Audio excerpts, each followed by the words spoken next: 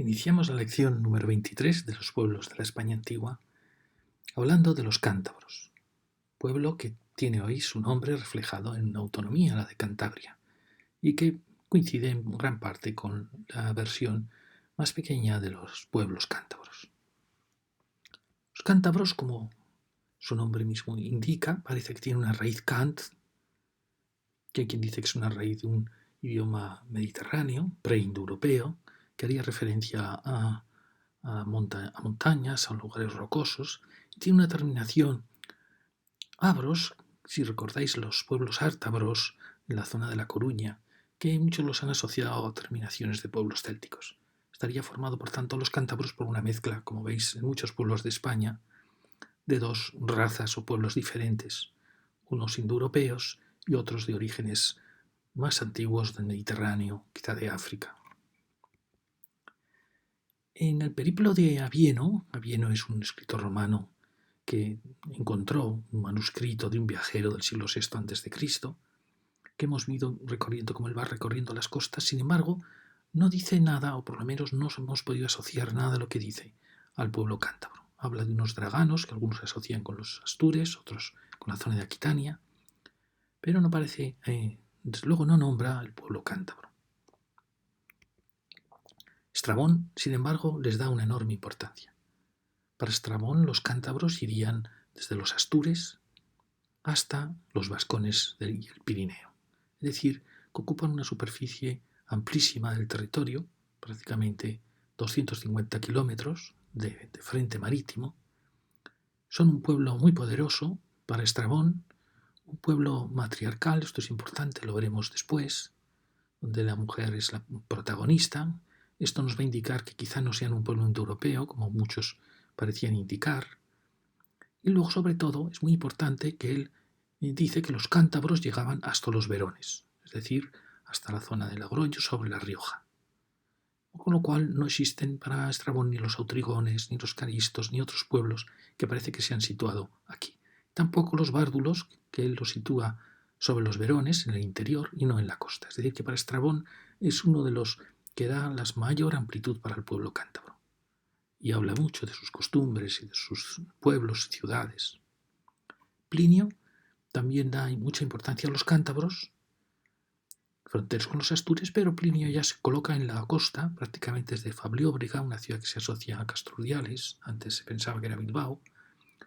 Desde allí hasta la frontera con los vascones coloca a los bárduli, con lo cual ha mermado a los cántabros más de 100 kilómetros de costa. Plinio también habla de los autrigones y ya da la impresión que los cántabros que estaban sobre los Verones o no están o han sido sustituidos por otro pueblo. Entonces, en general, se asocia a los cántabros, en general se asocia que pertenecen al mundo por la terminación en sus ciudades, Fablióbriga, que estaba en su costa, la terminación en Briga, Julióbriga, donde está Reynosa, también ha acabado en Briga. Es decir, hay acabados que indican claramente una España indoeuropea céltica, por lo cual siempre se ha asociado, igual que vimos con los galaicos, los astures, a la España céltica.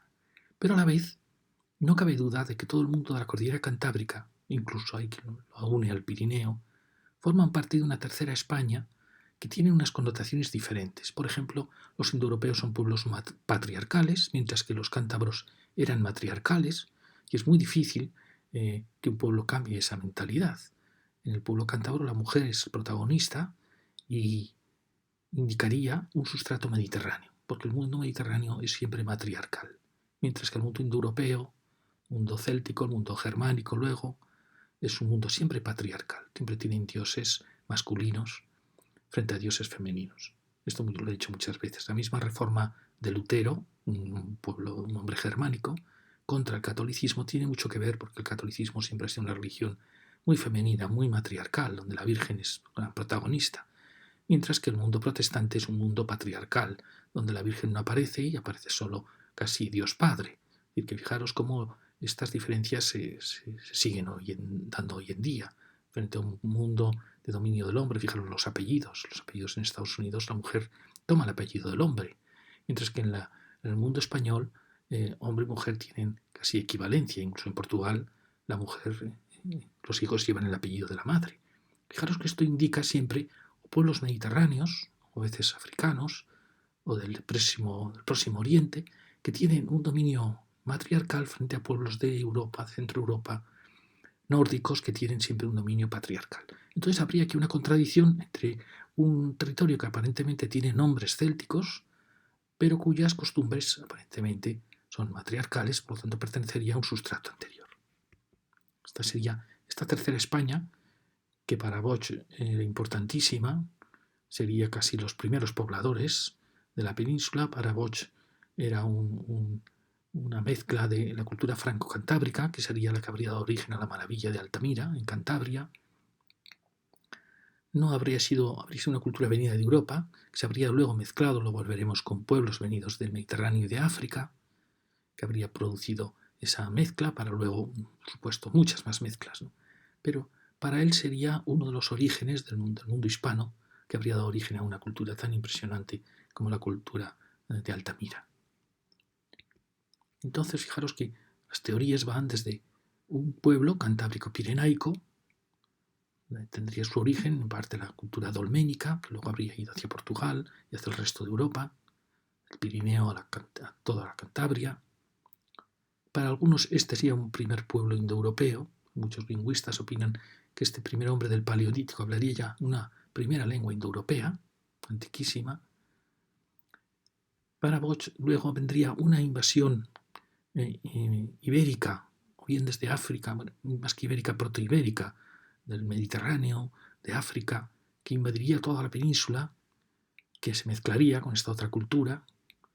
Después para otros aparece un pueblo ligur, que hay datos de él por las crónicas, que hay datos en el Pirineo, en la Provenza, que algunos asocian a un primer pueblo europeo, otros a un pueblo mediterráneo.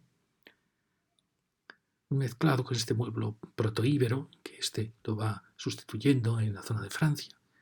Luego habría una primera llegada de pueblos indoeuropeos, que para algunos son los que van a ser los pueblos lusitanos, betones. Y también se cree que podrían ser la lengua de cántabros y astures, es decir, un primer indoeuropeo, muy diferente de una segunda invasión indoeuropea, que serían ya los celtas, que habría ocupado Castilla, habría ocupado parte del Valle del Ebro, y que serían muy diferentes porque esto es una lengua céltica relacionada con el galés, el bretón, las lenguas celtas, mientras que esta hubiera sido una lengua anterior relacionada con las lenguas de Italia, con el osco-umbro, con el latín. Serían dos ramas diferentes de la familia indoeuropea.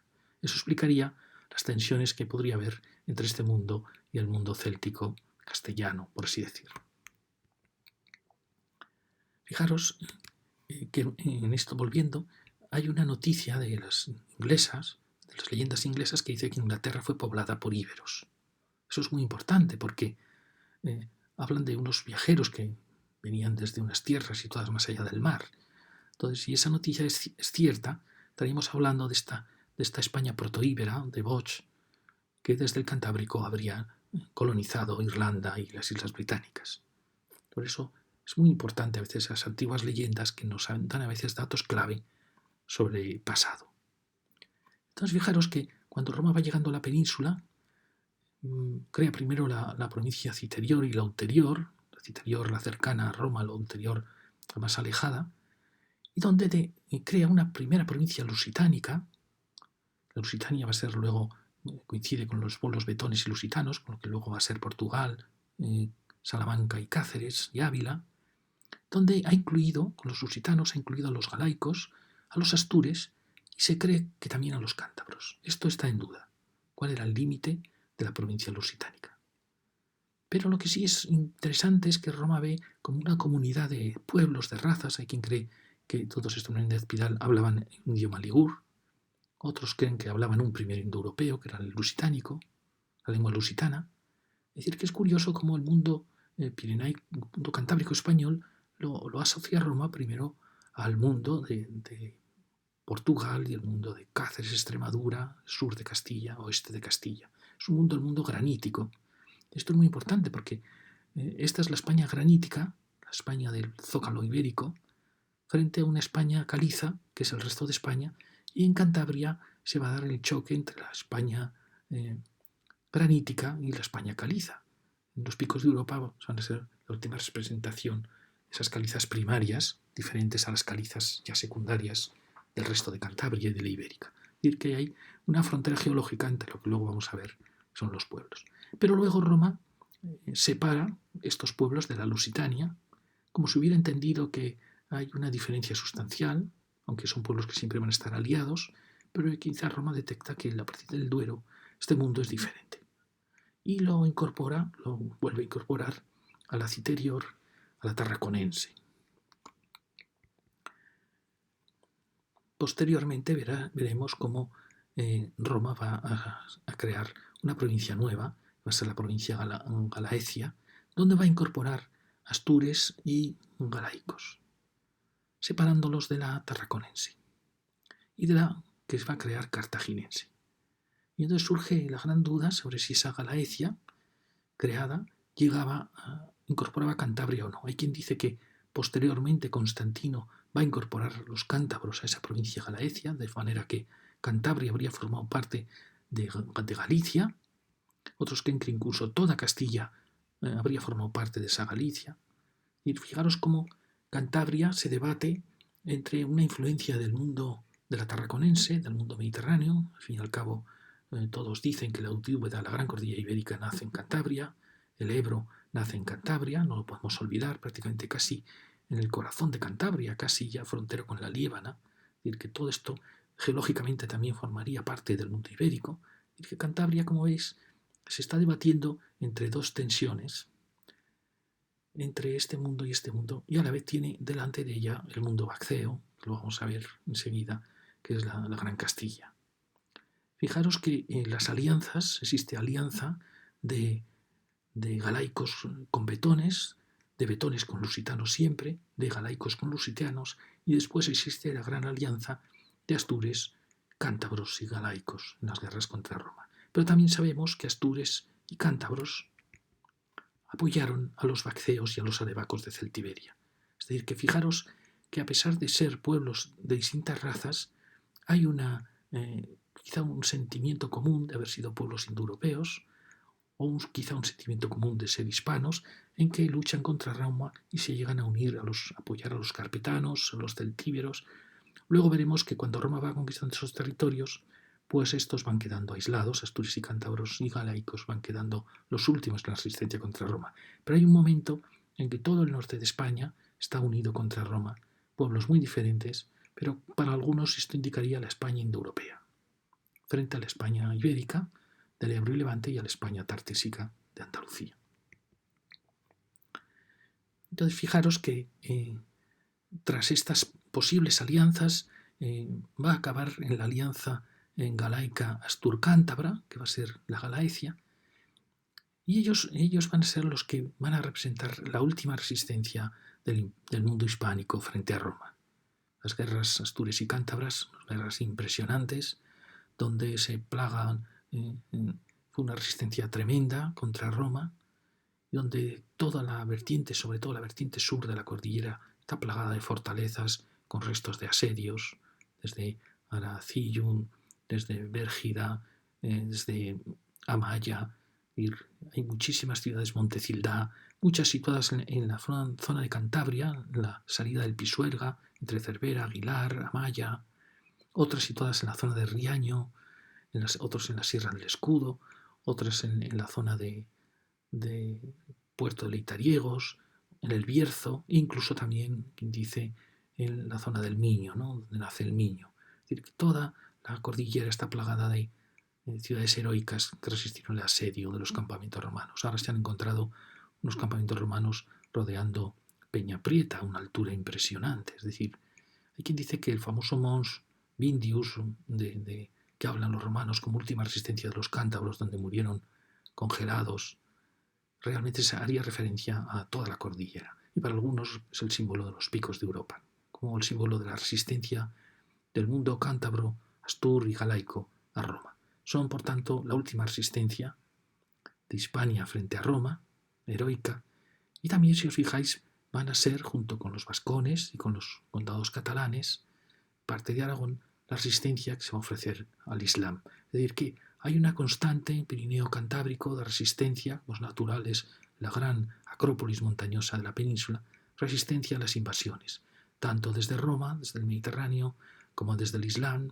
Luego veremos también resistencia frente al mundo visigodo. Es decir, que hay una constante de ser ellos la reserva, la acrópolis de Hispania.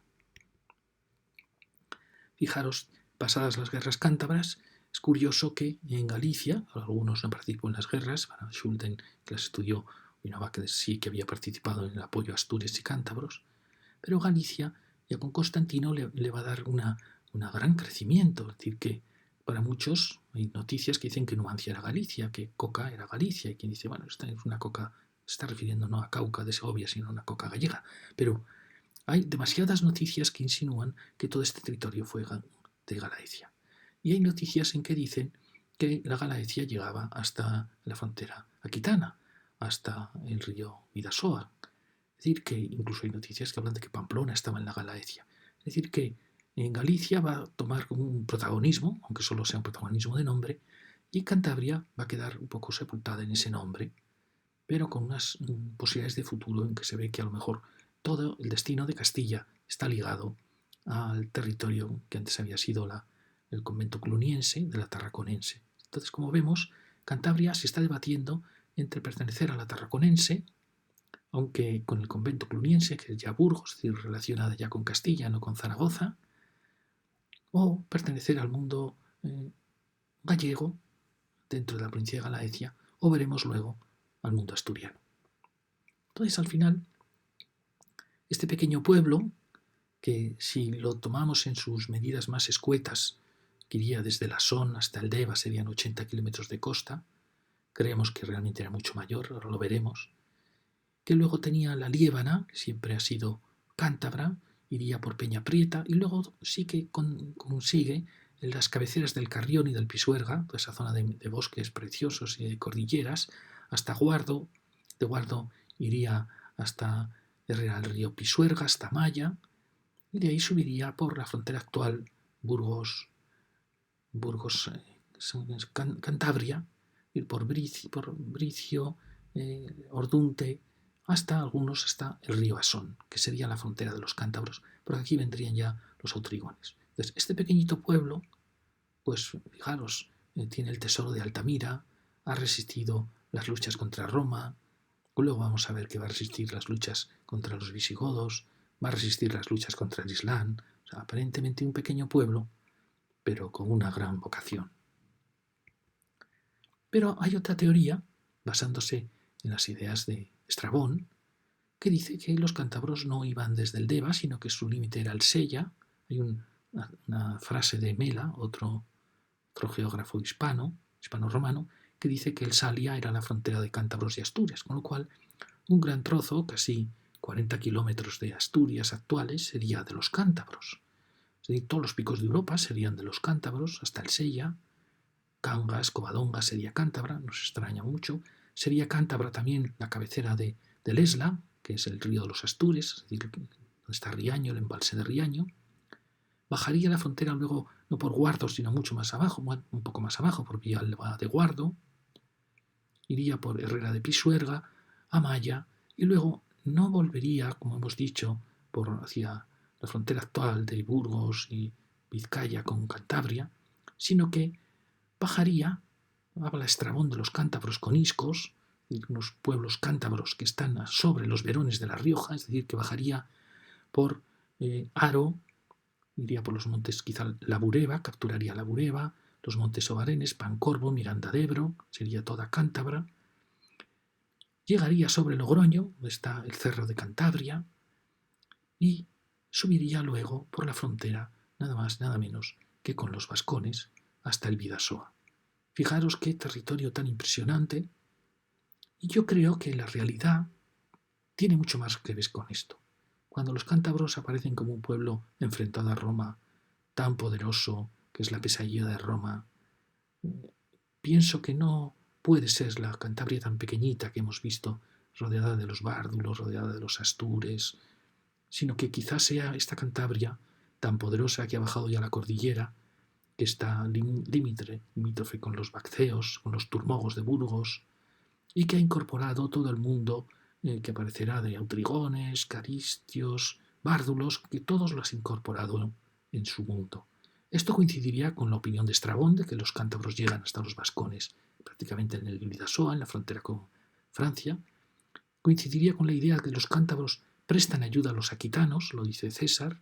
Los aquitanos era un pueblo que ahora se ha visto que hablaba vasco, y ellos se declaran íberos, dice que son hermanos de los íberos, son íberos y piden ayuda a sus hermanos cántabros. Esto nos daría una indicación de que los cántabros eran íberos. Iría muy bien con las leyendas de Inglaterra, de que los íberos poblaron las islas. Iría bien con una frase también de un historiador que dice que los galaicos eran fronterizos con los astures y con los íberos, como si este pueblo fuera un poco diferente ya al pueblo astur, que quizá lo que decía Bosch, que este pueblo pirenaico-cantábrico, que él consideraba quizá uno de los orígenes del mundo vasco y del mundo ibérico, era el mundo ibérico, y eso coincidía con el matriarcado. Es decir, que el mundo cántabro puede que haya sido mucho más poderoso de lo que vemos hoy en la realidad. Estos supondrían 250 kilómetros de costa por unos 100 de profundidad.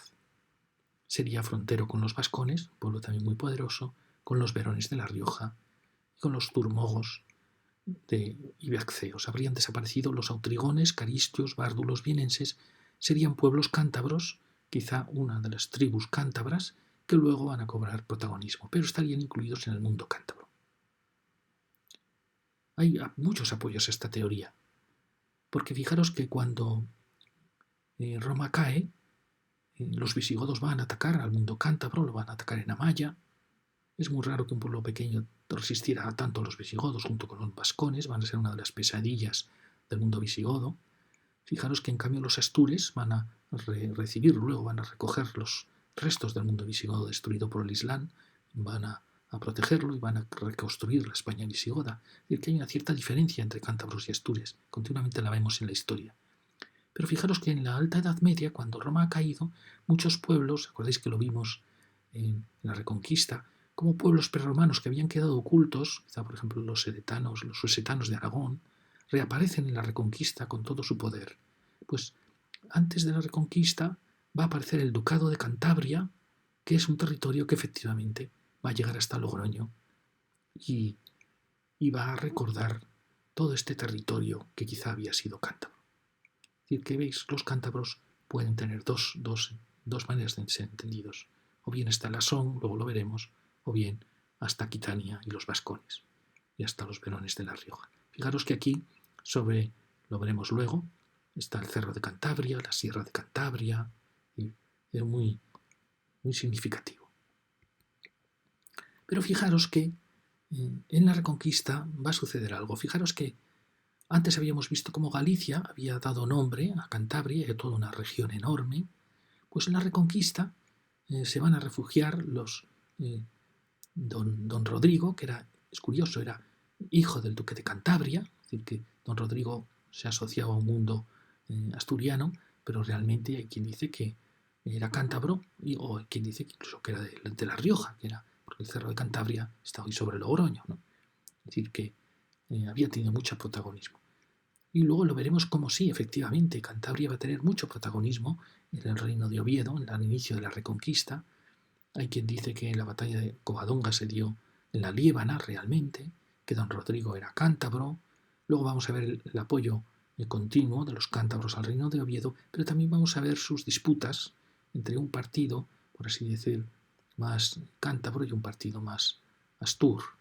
Pero el caso es que en el inicio de la Reconquista, si antes había sido Galicia la que había dado nombre, ahora va a ser el mundo astur.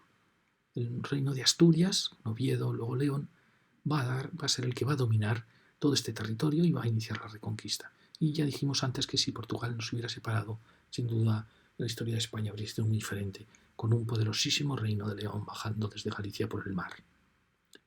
Quizá nunca hubiera sido posible porque Galicia siempre estuvo un tanto rebelde, queriendo tener su propio reino, y eso probablemente hubiera dado origen a un reino paralelo, como luego pasó. Pero León no solo tiene este poder, sino que también, en cierta manera, incorpora toda Castilla. De manera que Cantabria va a quedar un poco apagada ante el poder de León. Fijaros que Asturias, su nombre va a continuar siempre como reino de Asturias, pero Cantabria su nombre va a desaparecer de la historia. Después del ducado de Cantabria no va a volverse a hablar de Cantabria. Lo mismo va a pasar con los vascones. Su nombre va a desaparecer, aparecerá el nombre de Navarra, que va a ser Reino de Pamplona, luego Reino de Navarra. Pero queda Cantabria un poquillo debilitada. Fijaros que frente al poder de Oviedo, de las sedes arzobispales de Oviedo, Astorga, León, el mundo cántabro no tiene una sede, obispado, no tiene un obispado propio, tiene quizá Amaya, Oca, cuando el Islam empieza a invadir, Calahorra se va perdiendo el obispado y se traslada a Oca, Valpuesta va a tener parte de Cantabria en su obispado, y luego de aquí sí efectivamente luego surgirán la poderosa Burgos, Osma, es decir, va a surgir Castilla, eso es muy importante, porque Cantabria ha quedado muy debilitada, probablemente por los ataques visigodos, y en la Reconquista ayuda a Oviedo, pero Oviedo es el que cobra el protagonismo. Y todo esto va a ser reino de Asturias. Tanto protagonismo que Oviedo controla todo el mundo vasco, controla Vizcaya, controla Guipúzcoa, controla Álava, porque Navarra está asediada por los carolingios, asediada por el Islam, y Navarra se va a dedicar sobre todo a la conquista del Ebro, a intentar recuperar su antigua capital, Calahorra, y reconquistar La Rioja. Entonces todo este territorio cántabro va a depender de Oviedo, pero va a surgir, según Menéndez Pidal, el mundo castellano es hijo del cántabro, es hijo de Cantabria, y él decía de Cantabria y de los turmogos. Él no decía de los autorigones, curioso. Entonces, el mundo cántabro para él es el que va a dar origen al castellano. Él dice que frente al idioma, al dialecto leonés, al mundo galaico astur, que él lo veía muy parecido lingüísticamente al mundo catalán aragonés, dice que era el mismo idioma. Si no hubiera surgido Castilla, probablemente toda España hubiera hablado un dialecto leonés, aragonés catalán, gallego, que en sus inicios es el mismo idioma, pero que Cantabria, según él, porque eran una raza diferente, ha creado un idioma propio que va a ser el castellano. Esto tampoco sé si será muy cierto, porque el castellano, sabéis, ha aparecido en Valpuesta, dicen anteriores, escritos en un romance castellano anteriores a los de San Millán, que San Millán dependía del reino de Navarra. Es decir, que a lo mejor habría que decir más que castellano, igual riojano o igual navarro. Pero bueno, sí que parece claro que el mundo cántabro va a dar origen al castellano. Es decir, que este pequeño territorio que ha quedado asediado, muy mermado, va a dar origen a la vieja Castilla, primero en la zona de las merindades de Castilla, luego ya sobre Burgos.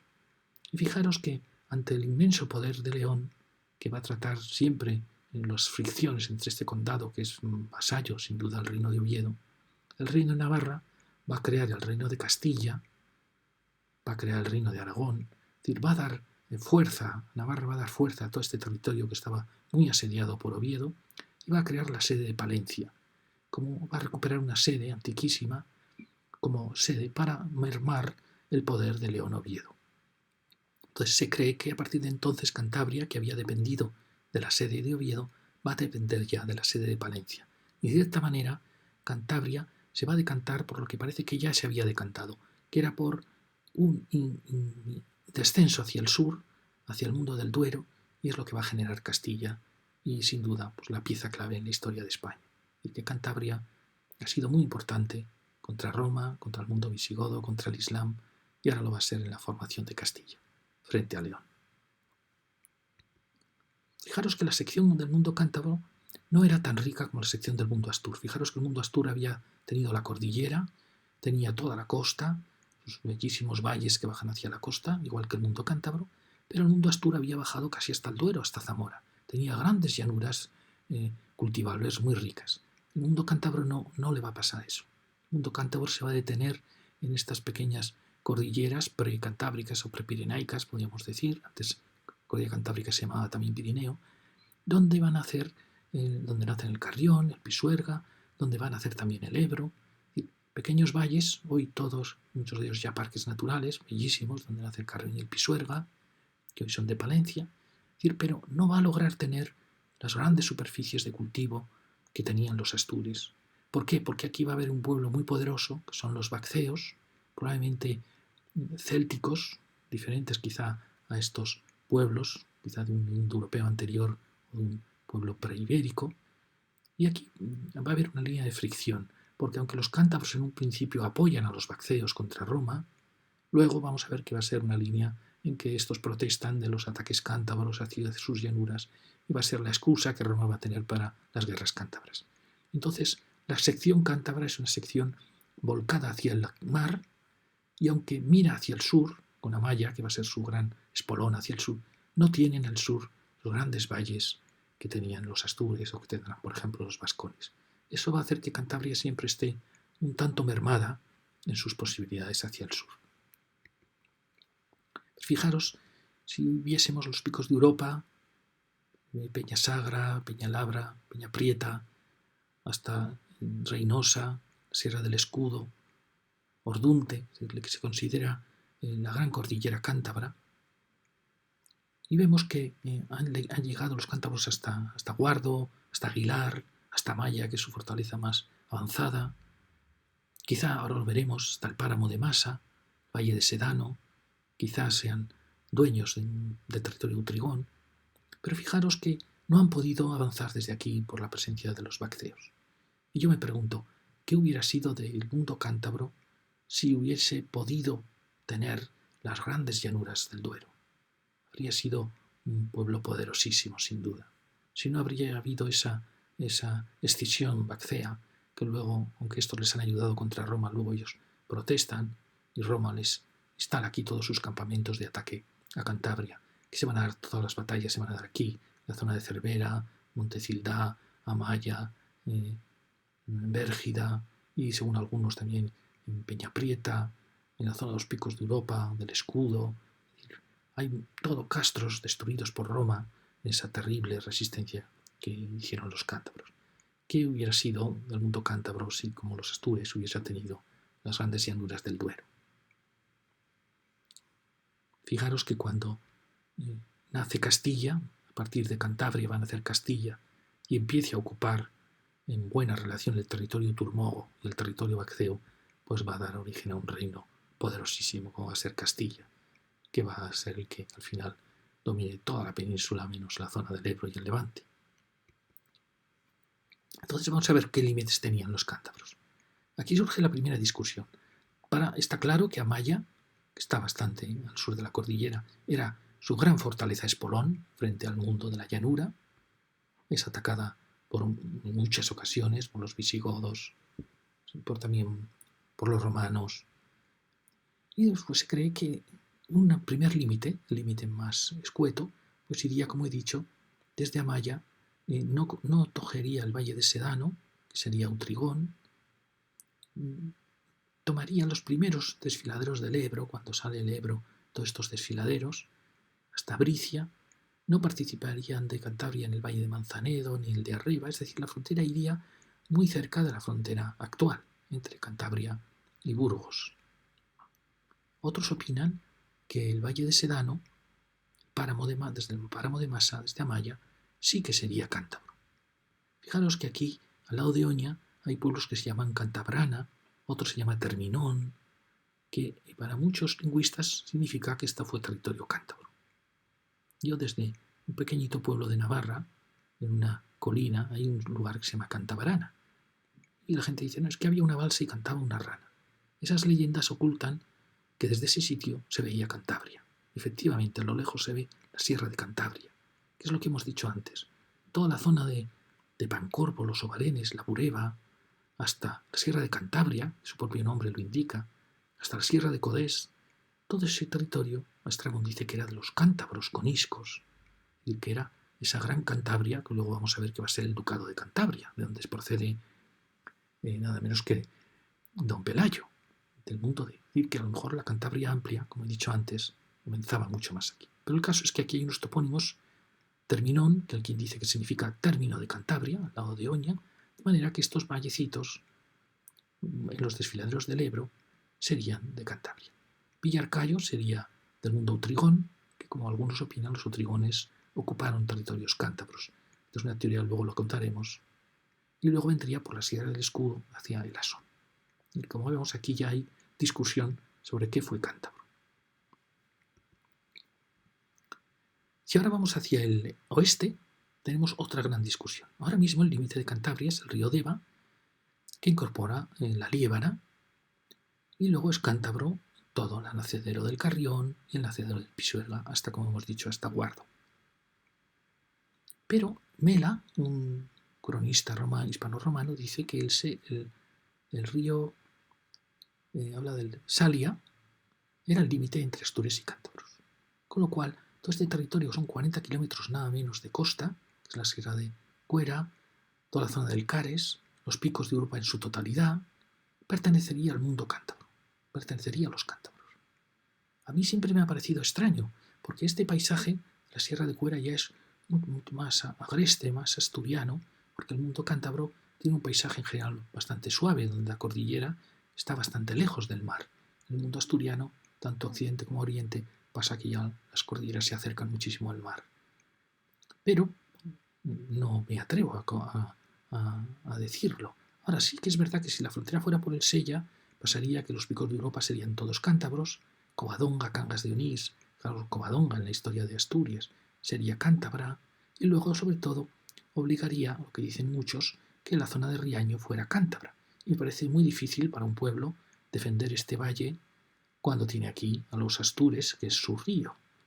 Entonces, si no fuera así, sería más lógico que la frontera fuera por la actual frontera de Palencia-León hasta Peña Prieta y que capturase pues, los picos de Europa que actualmente tiene la provincia de Cantabria, toda la Liébana y que llegase hasta el Deva. Con lo cual, este territorio sería como hoy Astur.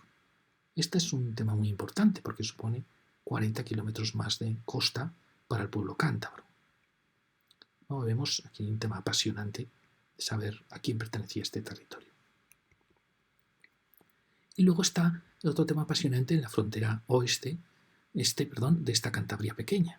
Hay quien dice que aquí estaban los autrigones desde el río Asón, que es un río tiene muy buenas posibilidades para ser un río fronterizo, porque es casi una bahía, y los autrigones vendrían por la sierra del Escudo y hasta los montes de Ordunte, los cántabros, y bajarían por el río Calero hasta el río Asón. Y este sería la frontera de los cántabros con los autrigones. Hay una teoría que dice que todo este territorio había sido cántabro y que Roma, como premio tras las guerras cántabras, se lo habría regalado a los autrigones. Cuando uno recorre este territorio, se da cuenta que es cántabro. Es cántabro en su toponimia, es cántabro en su arquitectura, incluso aún hoy todo este territorio, este Costruciales, es cántabro. Pero Vizcaya entra con las encartaciones hasta Carranza. Entonces, otra teoría diría que la frontera iría por las peñas de Ranero, casi exactamente con la frontera actual, pero iría luego por Oriñón, dejando a los autrigones trucios, que hoy es Cantabria, y dejando Castrudiales, que se decía que era de los bárdulos, Flabrióbriga, donde se decía que ya era tierra bárdula. Y como vemos aquí hay unas opiniones de Plinio, donde da a los bárdulos este territorio. Y otra teoría dice que todo esto sería cántabro, hasta la frontera del río Aguera, que es con ya el río Cadagua, donde el puerto de toda esta zona de aquí, con el Valle de Linares, el Valle de Trucios, esa divisoria, sería cántabra y este sería ya territorio autrigón, con Castrudiales. Hoy la frontera viene por aquí, tiene aquí parte de Cantabria y este es de Vizcaya. Y otra posibilidad es que todo este territorio, hasta el Nervión, fuera cántabro, incluyendo las encartaciones. La toponimia parece que insinúa eso, hay muchísimos topónimos cántabros. Es decir, que aquí hay un tema muy apasionante, hay muchos escritos sobre cuál pudo ser la frontera. Y como vemos, va contra la idea de Estrabón de que todo esto era cántabro hasta los vascones.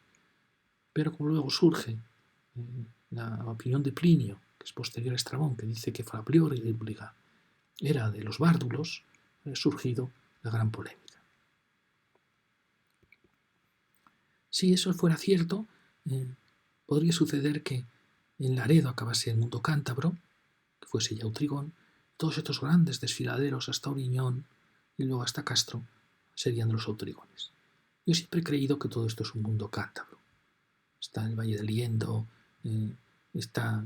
aún hoy es Cantabria gran parte. Pero incluso Carranza, que está allí detrás, me parece que es esencialmente cántabra, todo es Castro, todo este mundo es un mundo cántabro, en mi opinión. Porque la frontera quizá habría que llevarla hasta el Nervión. Entonces, fijaros todo este territorio tan importante desde Bilbao, con las grandes minas de hierro, todos estos montes, Castro, una bellísima ciudad, muchísimos hallazgos romanos, Fablióbriga, antes se pensaba que Fablióbriga era Bilbao, los historiadores antiguos pensaban siempre que por eso hasta aquí llegaban los cántabros, hasta el Nervión, luego supuso que era Castro, entonces se empezó a traer la frontera al Oriñón, incluso a Lasson.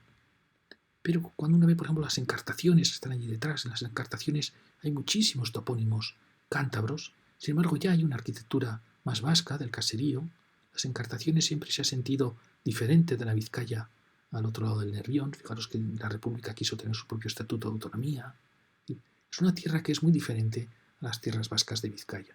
Quizás sea vizcaína, pero luego no es vasca o no es tan vasca como otros territorios, lo cual indica que probablemente fue cántabra. Y ahora aparece la gran pregunta.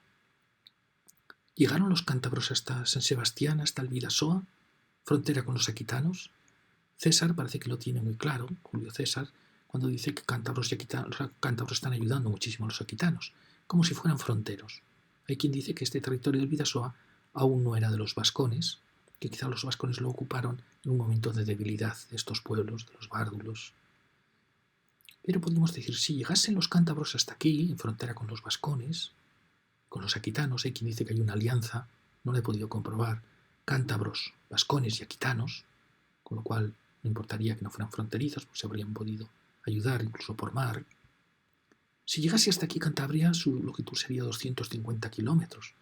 Sería un pueblo poderosísimo, como lo insinúan las crónicas. Y todo este territorio sería un territorio cántabro. Sí que es verdad que cuando uno lo ve ahora, aquí hay mucha toponimia vasca, que no hay en Cantabria. La arquitectura del caserío no tiene nada que ver con la arquitectura cántabra. Este territorio ha creado la civilización vasca, que es muy diferente de la cántabra. Es decir, que aquí desde luego hay algo diferente a Cantabria. Que pudo ser en un momento todo ello Cantabria, que incluso era un pueblo integrado en el mundo cántabro, que incluso era hermano de los cántabros, pues todo eso es posible. Pero está claro que aquí hay una diferenciación clara. Para algunos esa diferenciación habría venido posteriormente, y quien dice que los vascos desde Aquitania, al caer Roma, habrían invadido este territorio que había sido cántabro. Es decir, que los vascos serían muy nuevos en este territorio. Pero hay tanta toponimia vasca, no sé, me parece una teoría un poco extraña que los vascos hubieran llegado tan tarde a este territorio. Cuando hay topónimos vascos por todo el Pirineo, más parece que habían bajado aquí desde el Pirineo, quizá desde Aquitania también, y se habían quedado en estos valles tan cerrados, casi sin posibilidades de expansión, rodeados por los cántabros. Luego aquí estaban los caristios, todo este territorio se va a llamar la Bardulia, es decir, Castrudiales también es considerado Castro de los Bárdulos, y decir que aquí aparece un pueblo que son los Bárdulos, que lo deja claro Plinio, que prácticamente le quitan a los cántabros 100 kilómetros, más de 100 kilómetros de costa, con lo cual quedan muy mermados. Si fueron aliados, no se sabe. Ahora ha habido un sorprendente descubrimiento, que es que en la zona del Valle de Cuartango, casi en la frontera con Orduña, en la frontera entre Autrigones y Caristios, se ha encontrado un campamento romano donde ha habido una gran batalla. Entonces se cree que a lo mejor las famosas guerras cántabras, que los historiadores vascos querían asociar también al mundo vasco para tener una historia legendaria, pues que a lo mejor resulta que estos participaron en las guerras cántabras, es decir, que habrían sido cántabros, unos cántabros quizá con una especificidad propia, que habría sido el mundo vasco, pero cántabros al fin y al cabo. Como veis, sería muy interesante, porque eso comprobaría la teoría de Estrabón de que los cántabros llegaban hasta Logroño, hasta la Sierra de Cantabria, o los topónimos que hay de Cantabria, que hablan de Cantabria, como hemos visto. Es decir, que el mundo cántabro habría sido frontera del mundo vascón. Y ahora fijaros, siempre pongo el ejemplo de la Guerra Civil Española, que allí puede sonreírse, pero la compruebo continuamente. En la Guerra Civil Española, mi teoría es que fue el bando nacional, fue la España indoeuropea céltica, frente al bando republicano, que fue la España ibérica. Alguien puede decir, no es así, porque en Andalucía participó la mitad de ella en el bando nacional, sí, pero fue una entrada estratégica desde África, desde donde comienzan. Pero es verdad que hay algo en el mundo, en el mundo indoeuropeo, que es nuevamente un mundo más conservador, es el mundo céltico, el mundo ganadero, y sin embargo vemos que en Cantabria, que tendría que haber sido un territorio muy conservador, zona de Asturias, Cantabria, siempre las zonas montañosas son más conservadoras, la tierra está mejor repartida, son pueblos ganaderos, pastos comunes. Sin embargo, en Cantabria, todo este territorio de Asturias, Cantabria y País Vasco fue área republicana. Alguien dice, claro, es que habían estado las minas, que eso alteró totalmente la idiosincrasia de estos pueblos, con la llegada de muchos obreros procedentes de tierras más pobres de España, y eso sin duda es cierto. Pero es curioso que, frente a una España nacional, estos quedan asediados, como había pasado en las guerras cántabras, como había pasado en el Islam. Hay quien dice que la España nacional fue una nueva invasión del Islam, no olvidemos a las tropas de Franco, a las tropas árabes de Franco, o moras más bien. Es decir, que recordaría este asedio que se produce en Cantabria, Asturias y País Vasco, recordaría mucho las guerras cántabras, desde una España nacional que los vascones, que están aliados a la España nacional, cortan, idéntico como habían hecho 2000 años antes, cortan el Bidasoa, cortan la unión de los pueblos cántabros con Aquitania, y les cortan la relación con Francia y dejan esta enorme fortaleza rodeada para los futuros ataques. Y son ataques terribles. Fijaros que desde el Bidasoa, la toma de Irún, el corte vascón o el Requeté, podríamos decir, o navarro, del Bidasoa para cortar la comunicación de la República con Francia, las tremendas batallas que se producen en Guipúzcoa, en tierras bárdulas, hasta Bilbao. Y luego, sin embargo, enigmáticamente, las batallas por la tierra cántabra prácticamente casi no existen. Es un desfile militar. Hay quien dice, el mundo cántabro era un mundo muy sereno, muy conservador, no había minería, no había un mundo obrero, y había caído entre dos vecinos republicanos violentos y le habían obligado a formar parte de esa gran acrópolis defensiva. Puede ser cierto. El caso es que Cantabria se conquista muy rápido y sin embargo aquí, en las terribles batallas contra los astures, hasta los galaicos, que los galaicos curiosamente habían pertenecido al bando nacional, habían creado un corredor de apoyo a Oviedo. Es decir, fijaros cómo esto puede recordar las guerras cántabras, pero misteriosamente el mundo cántabro no quiso participar en las violencias de la guerra. Hay quien dice que el mundo cántabro desde las guerras cántabras había quedado muy mermado, con muy poca fuerza, que Asturias había recibido la ayuda de todos los emigrantes del sur, de todos los visigodos, y el mundo cántabro, aunque también recibió esas poblaciones, había quedado muy mermado desde siempre, desde entonces.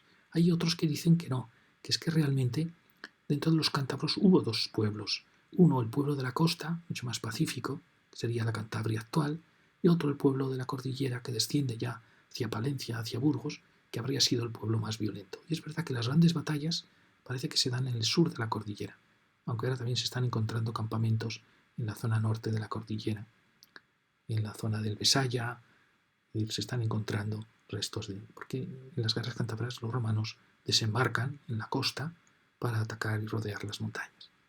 Fijaros cómo la historia moderna, la historia antigua, tiene muchas connotaciones comunes.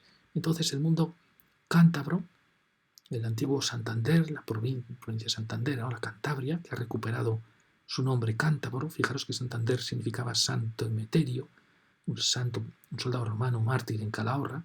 Su nombre recordaba su relación con la tarraconense, con el mundo del Ebro.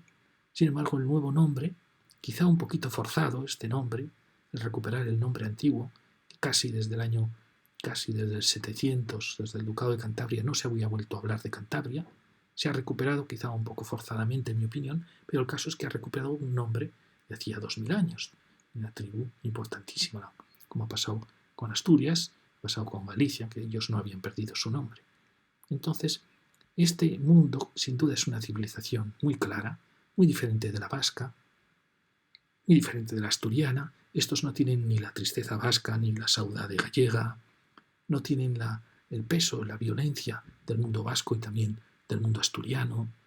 Tiene una cierta serenidad, una cierta dulzura, como es en parte su paisaje, con las montañas un tanto alejadas hasta el Deva, con quizá estas pequeñas acrópolis finales de la sierra de de Cuera y la Sierra, todo el Espolón de Laredo, Castro, del Cebredo. Es un territorio que da origen a Santander, que fue un poco el puerto de Castilla, un enclave cultural, de veraneo, donde toda la literatura montañesa, la resurrección del espíritu montañés, con Pereda, los grandes poetas de Santander. Es decir, que Cantabria está claro que tiene una personalidad muy clara, que ha mantenido a lo largo de la historia, y que en parte ella fue la que hizo nacer a Castilla, la que luego fue puerto de Castilla. Ahora esa relación en parte se ha roto con la autonomía, pero esperamos que vuelva, siga siendo ese pequeño paraíso que dio origen a nuestra nación. Muchas gracias.